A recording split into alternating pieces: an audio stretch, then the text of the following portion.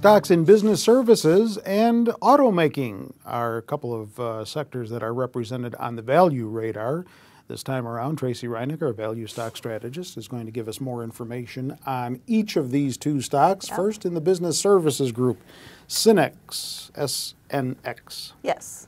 SYNNEX, I've talked about them many times over the years, and most recently because they've already reported earnings earlier this month, and it was a really good quarter. I like these kind of companies because no one ever hears about them, but all the businesses use it in their everyday lives. These guys resell like IT, networking software, all the things that companies use to basically do their business.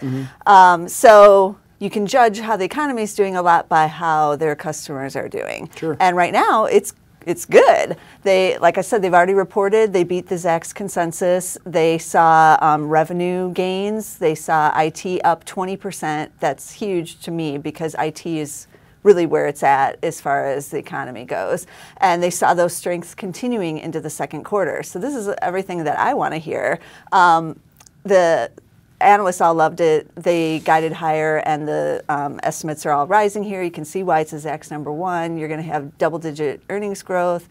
The story is just really good, and it's definitely a value stock. I mean, they're trading at about 12 times. That's way cheaper than the S&P 500 is averaging right now. Even with the kind of recent pullback we've had, the S&P is still around 16 times, so it's much cheaper. They have the other value metrics I like to look at. The price to sales is only 0.2. I look for anything under 1. That's really low.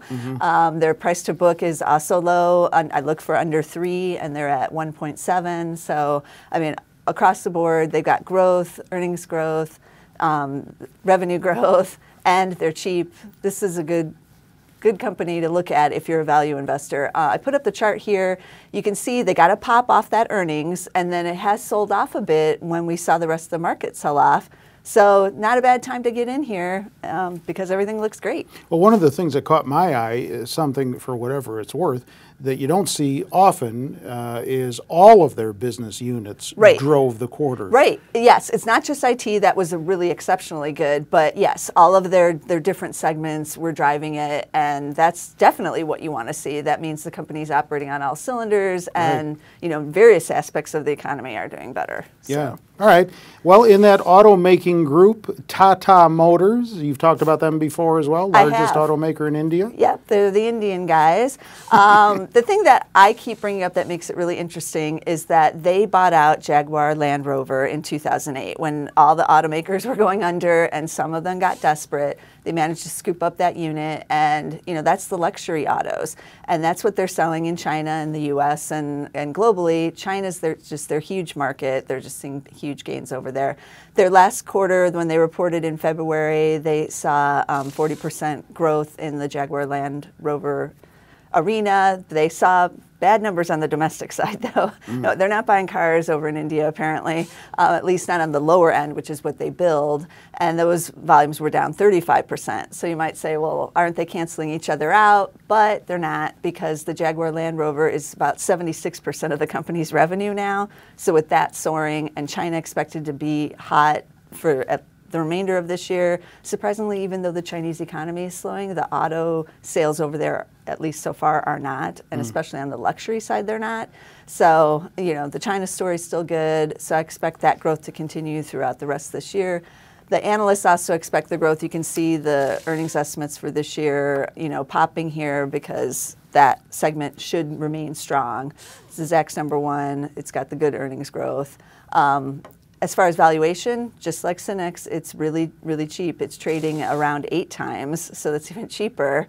Some people, you know, they don't know how to value international companies, but they're big mega caps, so we get good information from them, and there's several analysts that are watching them, so that's always a good thing to look for. Their price to book is also low. It's a 2.7, which is under the 3 that I look for, and their price to sale is also under 1. So, you know, this is also a good story if you're looking for an automaker, you want something that's hot, you don't want to pay the price for, say, a Tesla or something like that, then you can look, you know, at these other car companies that are global.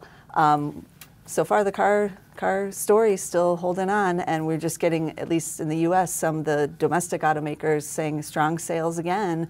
So, and then that's still translating overseas as well. So the Tata has a good thing with that Jaguar Land Rover. Okay, do you own either of these two? I do not. All right, check out other stock picks on our website, zax.com. You know the story. If you're not there already, get on over there. You can link to them right off the home page. With Tracey, I'm Terry Ruffalo.